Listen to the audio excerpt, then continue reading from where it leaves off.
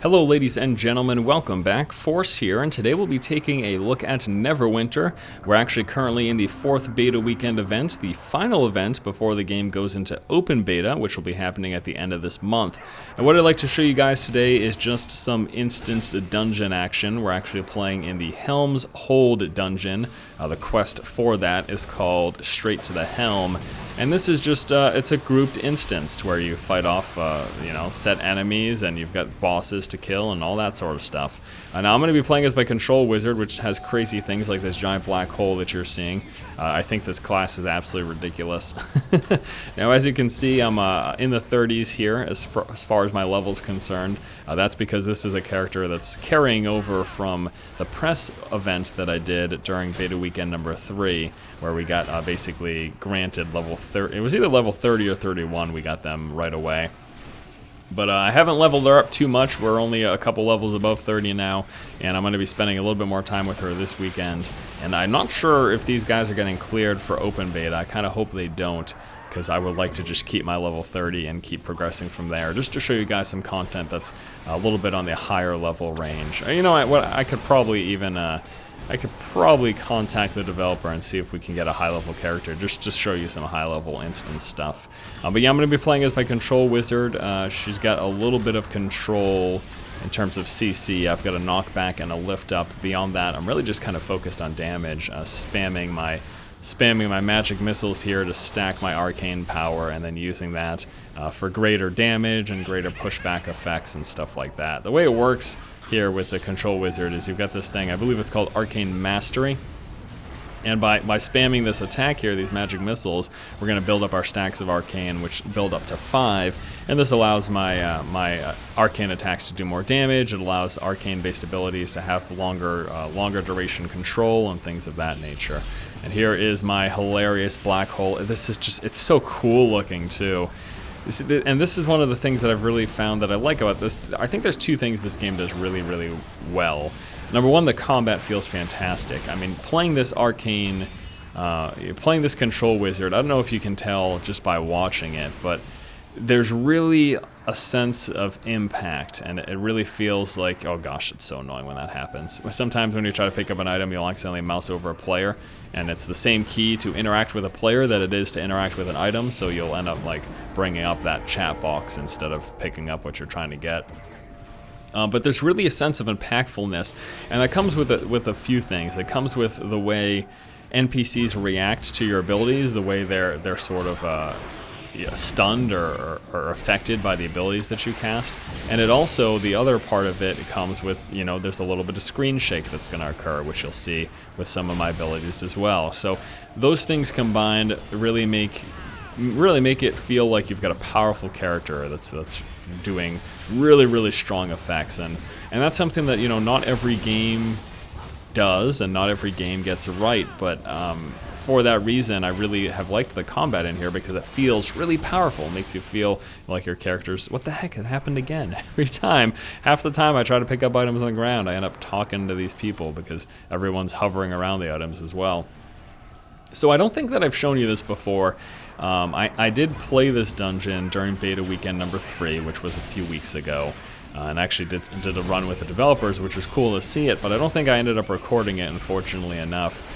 So I wanted to give you guys just some footage of this and show you what it's about. I mean, it's pretty straightforward. You go through, you clear trash mobs, I guess is what we'll call them, and there are certain events, like we're coming up here to this event where we've got to activate these 2 shrines, and then we're going to have to fight enemies on that giant staircase. So first we're going to be faced with this giant like pit lord dude here. And the thing that really stinks about these guys is you see my super black hole, which is very effective against most all enemies.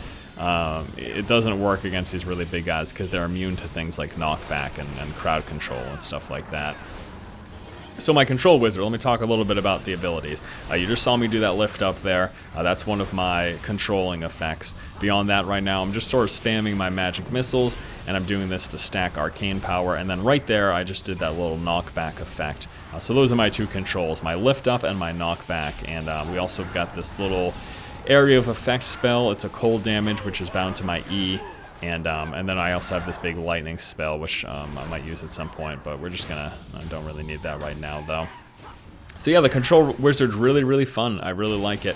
My choice for this weekend was either going to be play some more of the Trickster Rogue, which I played last time, or try to level up my Control Wizard. And I've decided we're going to go with the Control Wizard. Alright, so we've cleared this wave, and he's going to activate that shield, and then we'll be able to turn around and clear the other shrine on the right-hand side, and then we'll be going up the stairs.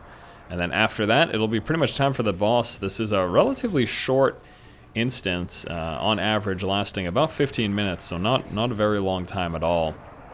But you know, I mean, that's great. It's not like every instance needs to be a couple of hours long. So we don't need 5-hour instance runs or anything like that. These short little brief instances for a chance to get some gear, pretty nice. And there's definitely a lot of variety in that sense in this game in terms of the different instance types. Check this out. This is going to be hilarious. All these guys get sucked into the black hole right on up, and they get spit back out. Oh, it's so awesome. I love it. It's the coolest. It is the coolest effect. There is no doubt about that. And here's my lightning strike for you guys to see, doing some damage sort of in a straight row in front of me. I'd like to briefly talk about this here while we're just going through and clearing these trash mobs. Things are pretty simplistic at this point. One thing that really bothered me today was I was speccing my Control Wizard, and when I first was making her, I was thinking, let me try going for cold, like a cold-based wizard. So I was focusing on speccing into cold-based attacks and abilities. And after playing around with it for about 30 minutes, I said, I'm not a fan. You know, I really didn't like it that much. So I said, okay, well, let me just go ahead and now switch to an arcane-focused one, because I knew arcane was more damage-focused, and if I just grabbed some more damage abilities, I thought I liked the playstyle more. I do. The problem is, I realized when I decided I wanted to switch my spec that you can't just do it normally. You need to basically pay. You need to use these Zen tokens within the game, which is this whole system set up for basically all Perfect World games, or at least a lot of them. And you need to purchase these Zen tokens in order to get... the currency to respec your character. Now, I do believe, before anyone flips their lid and before people say, Force, you're wrong, I do believe there's a way. There are these astral, like, diamonds within the game, another currency form that I think you can offer to players in exchange for the Zen tokens. So you can sort of do a currency exchange there, but it's a player-based thing. You know, it's basically like an auctioning system where people say, hey, I want this many Zen tokens and I'll give you this many astral diamonds in exchange. So it's nothing that's like set in place where you go to a vendor and there's a set exchange rate. It's something that's done with a player, at least the system that I saw. So there might be a way to just use in-game currency to exchange for those Zen tokens or points or whatever they're called, and use that system to but you need those Zen tokens to respec. And so what I ended up having to do, because I didn't really have many astral diamonds, I ended up having to buy in-game currency just to respec my character, which I thought really sucked, to be honest with you. You know, it's one of those things where people will say, well, you're an idiot, you shouldn't have specced him poorly or something, or you should have done research beforehand. But come on, does that really seem like a good way to approach that sort of thing? I mean, it makes sense why it's being done. It's because they're trying to make money. You know, they're trying to make money on this game, so they're going to have you purchase this thing. And you know, there's obviously a whole in-game shop as well. I mean, it's going to be free to play, but there are things that you can purchase within the in-game shop, and one of them is, again, getting those coins to respec your character. And it's just, I don't think it's reasonable, to be honest with you. I don't think it's reasonable to say players need to research before they spec their character, at least not nowadays. I mean, that used to be the case. You look at, you know, back in the day, like with Diablo 2, where before respecs were introduced, people had to, before they even began their characters, figured out how they wanted to spec them and the way they wanted to level them. But I don't know, it's just, I was just really annoyed that I ended up trying something, realizing I didn't like it, wanting to respec my character, and having to pay basically, I think it was like $5 to get enough of those Zen tokens to respec. It just kind of bothered me, that's all. And it's certainly not the end of the world, and I certainly could have stuck with the build that I had, but I wasn't enjoying it that much, and yeah. So it's either, you know, spend a couple bucks to get these things to respec, or re-level your character. No, thank you. You know? So yeah, I mean, but that's the way they do it, you know, that's the way that's the way some free-to-play games work. They try to incentivize you spending money, and obviously the developer needs to make money, so it makes sense. But we'll stop harping on that. We're actually getting right here towards the end of the dungeon now. This is the final boss for us to engage, and we're just going to clear the trash right before him first and then go bananas. And here is my ultimate, since there's a ton of guys. And this is actually, that was my secondary ultimate. It's like a repulse thing where it sort of pulls forward a bunch of weaponry and then shoots it outward, doing damage, and it also dazes people within the area. I think that's something that might be more beneficial in PvP though, so it's kind of tough to say. But yeah, we're just going to be clearing these trash mobs now, and then once these trash mobs are donezo, we will go ahead and finish the boss off, and then that will be that. And I don't want to sound like I don't like the game, because like I mentioned earlier, I really like the game's combat. I find it quite enjoyable. And again, how impactful the game is, it's really, really fun. And I've continued to cover Neverwinter. I mean, this will be, I don't know, maybe the 5th or 6th video I put up. And if you know my channel, if you follow my channel, you'll realize most games I might cover once or twice. So the fact that I've kept coming back to this game, I think speaks volumes to the fact that I've enjoyed playing it. So, you know, it's got some systems that I may not be super thrilled with in terms of the paying category, but I'm not unaware of the fact that developers need to make money as well, and if they've decided, hey, respecing is something that we would like people to pay for, then that's what they've decided. Nothing I can do about it, it's just sort of the way it is. Alright, so we're going to be spamming here on this dude. Giant pit guy, craziness, and he's just really aggroed onto me, probably because I'm such a baller, doing so much damage.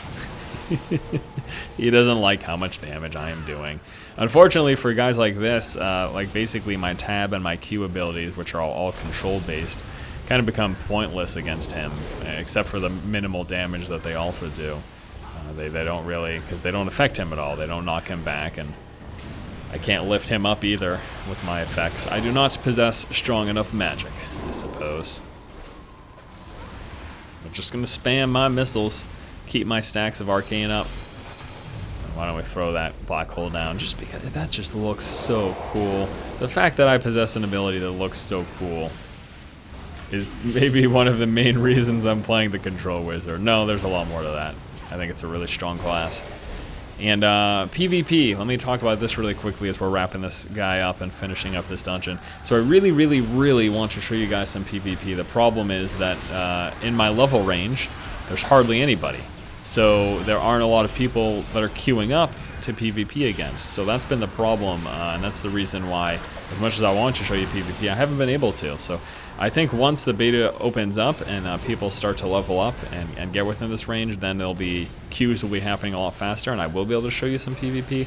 And that's what I'm looking forward to, because I really think I'm probably going to wreck some face. I mean, I've done one round before with the Control Wizard, and it was hilarious. Unfortunately, I didn't end up recording it, much to my chagrin, but that's just the way the cookie crumbles.